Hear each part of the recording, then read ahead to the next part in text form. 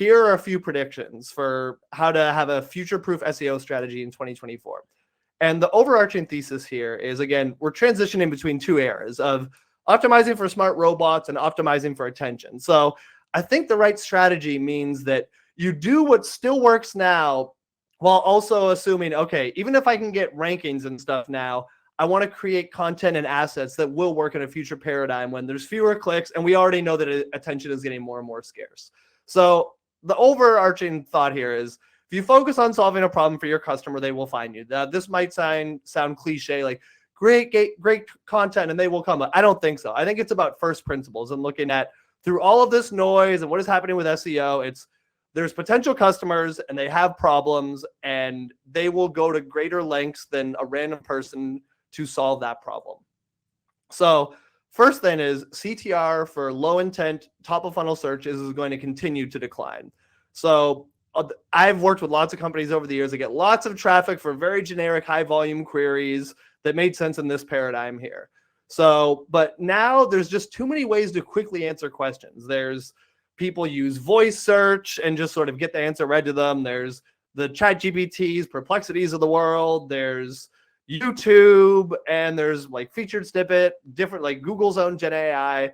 The click-through rate for these is just continuing to go down, and I'm seeing it over and over and over again. But a lot of SEO strategies are historically based around these queries for all the incentives I mentioned earlier, where we don't really understand how this turns into money, but just do the SEO stuff, drive the traffic, and we want to have traffic goals.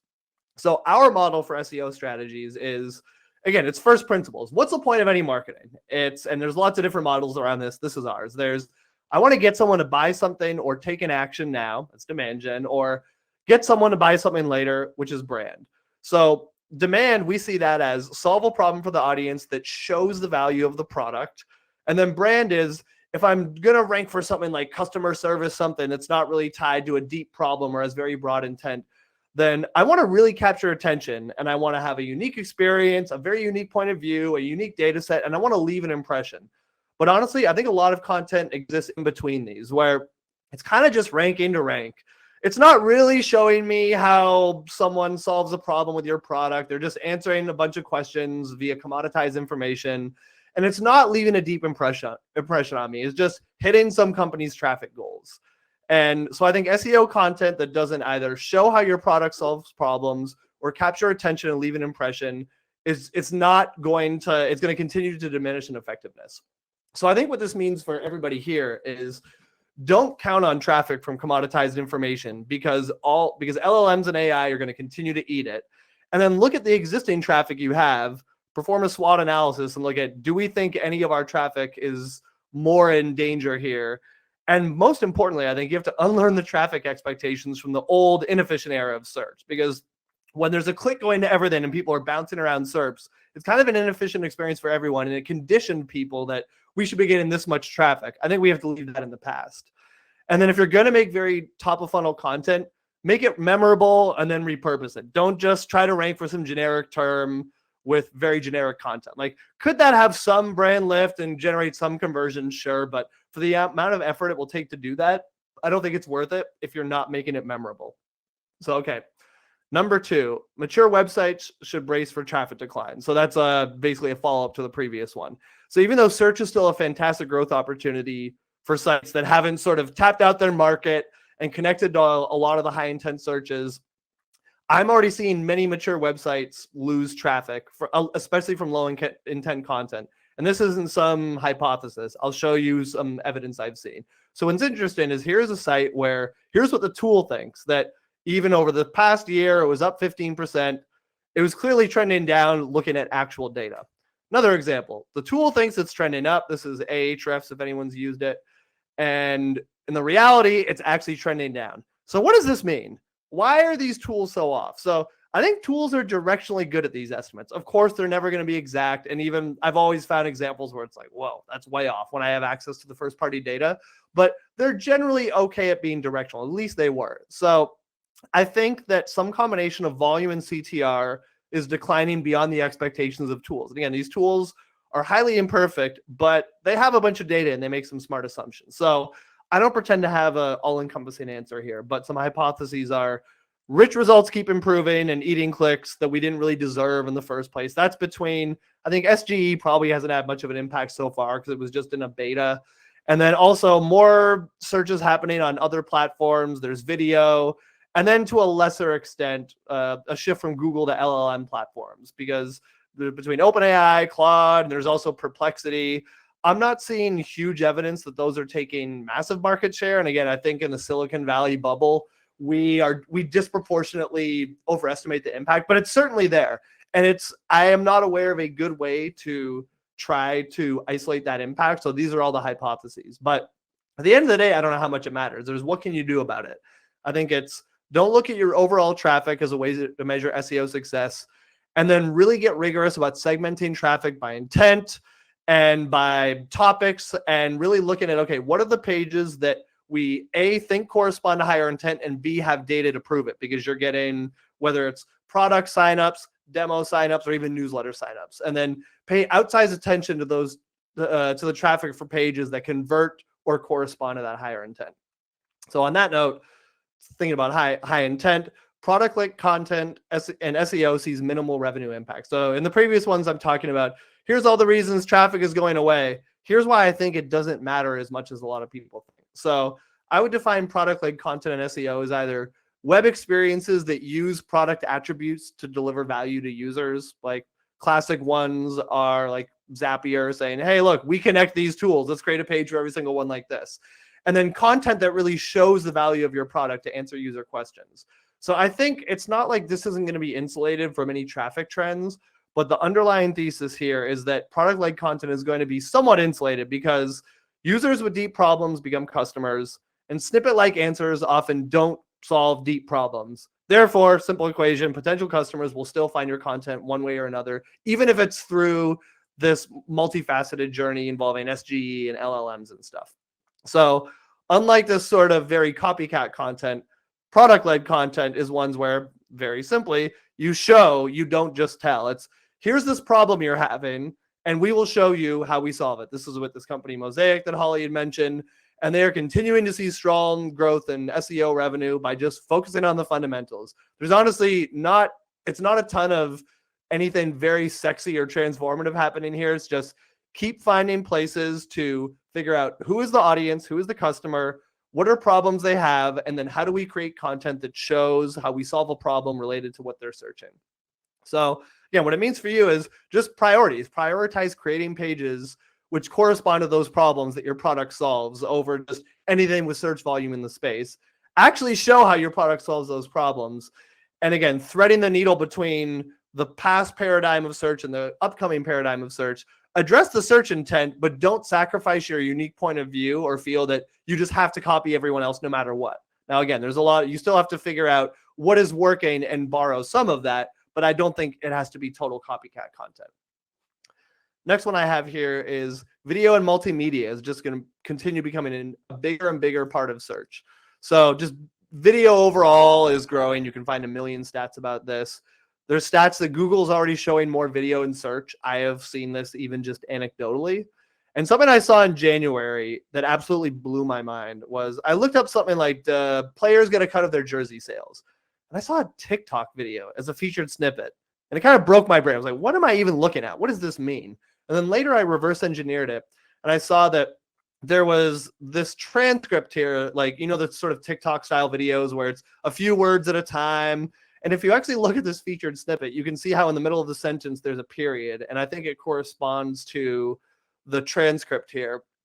And I'm not going to read too much into this. I think it was just an experiment. But I think there are some takeaways as far as, again, broader trends that this will accelerate. It's Google wants to mitigate the user loss from Gen Z. I'm quite confident they are crapping their pants, for lack of a better term, about the fact that there's all these stats that people are not going to Google, and the future of their money printing machine is a little bit in limbo.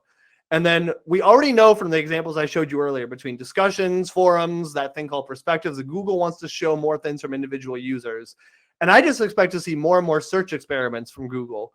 And that's just from what we can sort of glean about the overall trend. Why I think it's a great time to invest is from a distribution perspective, you get the video platform itself, meaning YouTube, TikTok, TBD on what happens with that, but whatever, all these different video platforms. There's videos appearing natively in search, and then there's videos augmenting your website content to increase engagement and, again, just sort of differentiate you. Competitive reasons are there's no playbook for companies to scale video yet. I don't know about anyone here, but everyone I talk to when I ask about video, they say, oh, we'd love to be doing more video, but just we're not. That to me is an opportunity where the barrier to entry means that, unlike with tech content where pre-AI, everyone knew the playbook. It's do some keyword research, go hire some cheap writers, spin up a bunch of content. I mean, you obviously don't have to do it that way, but there was a defined playbook. And with video, that doesn't really exist yet, which means there's an opportunity. It hasn't been saturated yet. Of course, it will be. And then I've seen plenty of data to convince me that video on existing assets increases conversion. So again, just some easy places to start is creating complementary videos for your top content. We've been working with a client of ours to take existing older videos they had and chop it up and experiment with distributing it on YouTube and TikTok, and then also just adding it to their existing web content. So, okay, number 5, brand building will be the most important SEO strategy. So there's 2 parts to this, and I'll get to the second one in a minute. But when anyone can create text content at scale, 2 things will differentiate. The brand, basically, can I trust this entity or person or company or whatever that's sharing this information? And are other people actually engaging with it? So on the brand front, why I think brand will win, sort of, this has nothing to do with SEO or search or anything. Just we know that familiarity equals liking, and just being familiar means someone is more likely to gravitate towards you. And just building credibility. So if you have a strong brand, you have strong credibility, it makes everything else easier. And then LLM friendly. I could do a whole other presentation on speculating on how you can influence LLMs. That's a story for another day. But from what little we do know now, it's that stronger brands mean more references from LLMs, and LLMs like to see more references in a way that's kind of similar to Google, but they do things a little bit differently. So brand signals that matter, there's a bunch, but brand search volume, because it's harder to fake than links.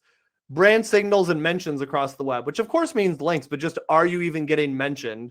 I agree with the hypothesis that as we move towards the LLM era, mentions are going to get more and more important, because LLMs will want to see, are we getting mentioned?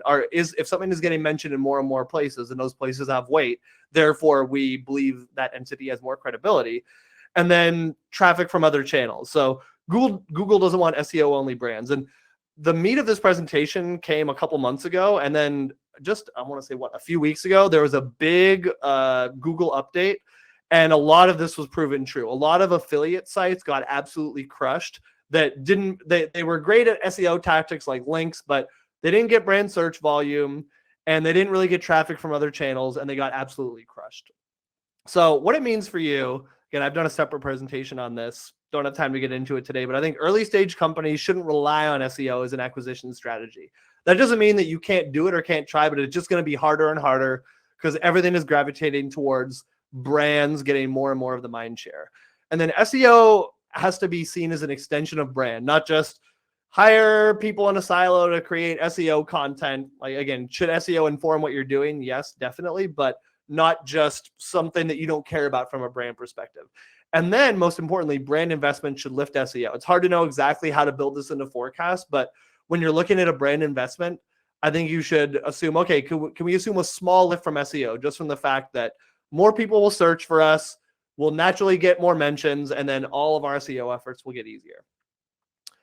Okay, number 6, UX and design are going to be the new secret sauce for SEO.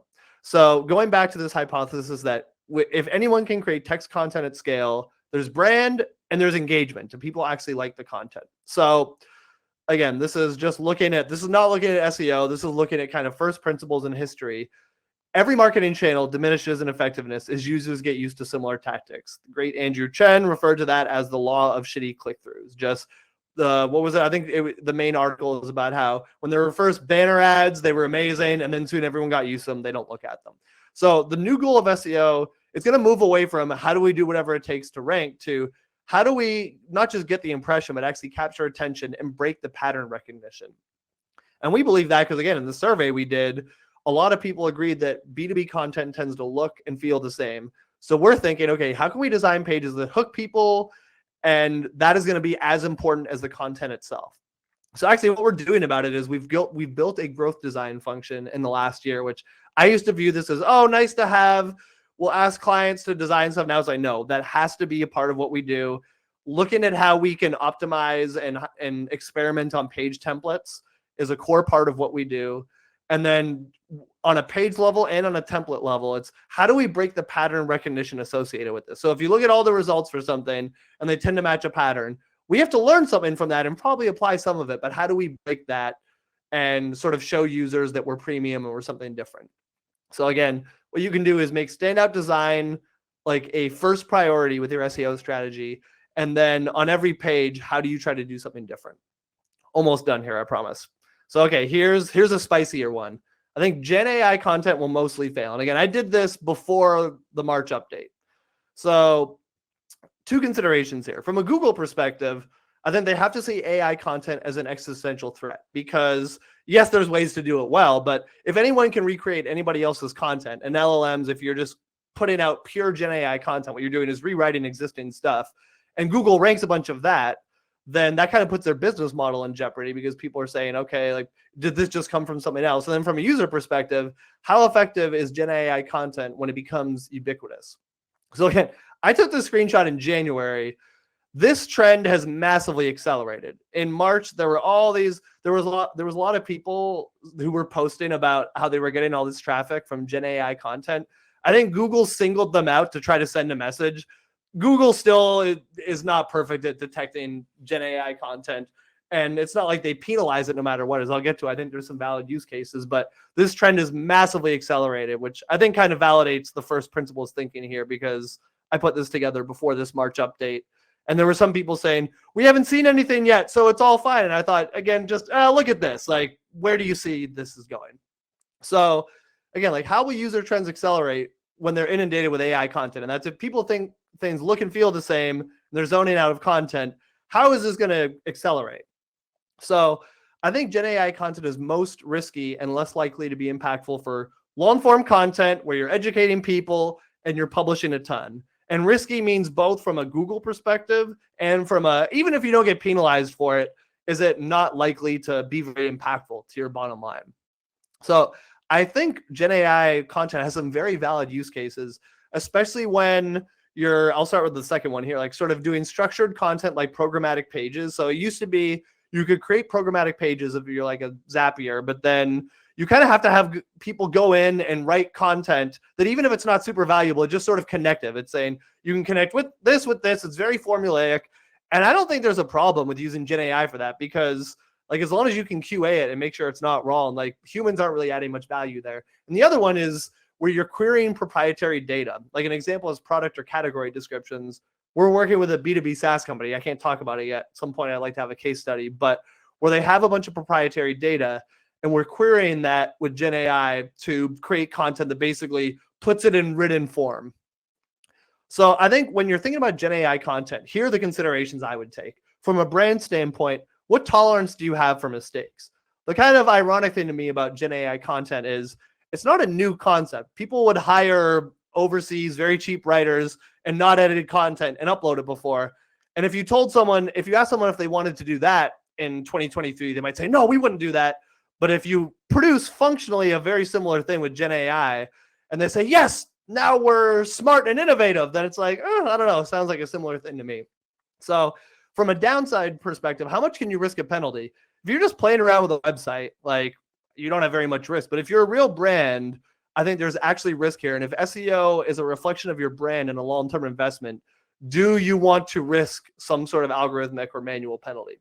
And then finally, from the value of content, does the content you're creating, does it even justify existing? Like, are you doing this just to use Gen AI, or does this actually create value, like in the examples I shared previously? Okay, I think another big thing is measurement. So right now, a lot of ways SEO is measured is traffic and conversions. The problem is a lot of companies are bad at measuring conversions and attribution. Again, don't have time today to get into that one. And just total traffic. So I think how you should be measuring SEO is, are we getting the traffic? And I didn't have it here, but like what is the type of traffic? Segmenting ruthlessly by intent, page type, project, whatever. And then is it engaging? Is it showing intent? micro conversions, macro conversions. An example of how we've done this is, and we have other ones, I just wanted to share one where we have a dashboard where we look at, if we exclude brand, meaning all the pages that just drive brand search, how do we look at traffic, and then what percent of that was engaged, and then what drove conversions? This here is all coming from GA4. And then we have another layer to this where we import HubSpot or Salesforce data. We can join that and then say, okay, and then of all those, are we actually getting opportunities, SQLs, whatever? So the good thing about this is you remove brand, which is very noisy. And then if you can drill down to a project and topic level, you can really see not just these blended numbers, but like, again, how do you isolate the pages that you think matter and then view it all the way through the funnel? So just an easy place to start is measure engaged sessions. I like first touch for search because, again, like attribution is a whole can of worms. I don't pretend to be an expert on it, but at least with first touch, you know, if you're trying to bring people in via non-brand, then was that the first touch somebody had? And that's at least one level of influence. And then something a lot of people are talking about is marketing mix modeling, to where can you estimate the indirect impact of search on your strategy? So in conclusion, I think search is a high ROI channel. Buyers are relying on it. They actually want to engage with web content that helps them, as they've said, and give them what they want and don't get too caught up in individual tactics. And with that, mercifully, all these slides are done.